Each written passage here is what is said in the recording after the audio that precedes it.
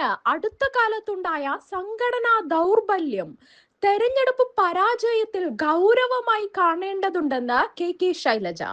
സമരം നടത്തുന്നതിന്, ജനങ്ങളെ അണിനിരത്തുന്നതിന് സഹായകമായ രീതിയിൽ പ്രാദേശികമായും മുകൾ തട്ടിലും അതിശക്തമായ സംഘടനാ പ്രവർത്തനം ചിട്ടയോടെ നടത്തണം. പാർട്ടി ബ്രാഞ്ചുകൾ, ലോക്കൽ കമ്മിറ്റികൾ തുടങ്ങിയവയുടെ പ്രവർത്തനം അല്പം പിന്നോക്കാവസ്ഥയിലായിട്ടുണ്ട്.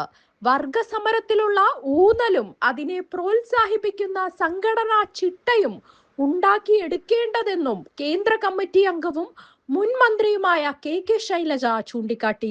പ്രവർത്തകരുടെയും നേതാക്കളുടെയും എല്ലാം പെരുമാറ്റവും ഭാഷാശൈലിയും ജീവിത രീതിയും പരിശോധിക്കുകയും തെറ്റുകൾ സംഭവിച്ചെങ്കിൽ തിരുത്തുകയും വേണം. ഇടതുപക്ഷത്തിലുണ്ടായ വോട്ട് ചോർച്ച പരിശോധിക്കണം. തെറ്റുധാരണകളുടെ പുറത്ത് ചിലർ ഇടതുപക്ഷത്തിൽ നിന്നും മാറിയിട്ടുണ്ട്. ഇത്തരം ആളുകളെ തിരികെ കൊണ്ടുവരാൻ സാധിക്കണം. CPIM പ്രമുഖരായ ചിലർ പാർട്ടി വിട്ടുപോവുകയും UDFുമായി ചേർന്ന് മത്സരിക്കുകയും വിജയിക്കുകയും ചെയ്തു.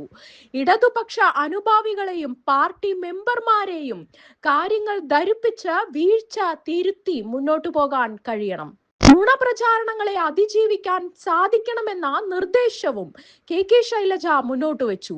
ചിന്താ വാരികയിൽ എഴുതിയ ലേഖനത്തിലാണ് വിമർശനവും വീഴ്ചയും നിർദ്ദേശങ്ങളും ചൂണ്ടിക്കാട്ടുന്നത്.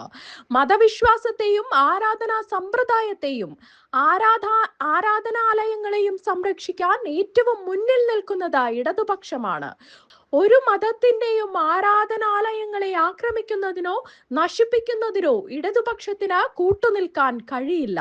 വിശ്വാസികൾക്ക് വിശ്വാസവും പ്രാർത്ഥനയും സംരക്ഷിക്കാൻ സാധിക്കണം. അത് ആക്രമിക്കപ്പെടുമ്പോൾ സംരക്ഷണ കവചമായി നിന്നിട്ടുള്ളത് ഇടതുപക്ഷമാണ്, പ്രത്യേകിച്ചും കേരളത്തിൽ. എന്നാൽ അതെല്ലാം മറന്ന് ഇടതുപക്ഷം മതത്തിനും വിശ്വാസത്തിനും എതിരാണെന്ന ദുഷ്പ്രചരണത്തിൽ വീണുപോകുന്ന കുറച്ചു പേരെങ്കിലും ഉണ്ടാകുന്നതാണ് തെരഞ്ഞെടുപ്പ് ഫലം തെളിയിക്കുന്നതെന്നും കെ ശൈലജ വ്യക്തമാക്കി.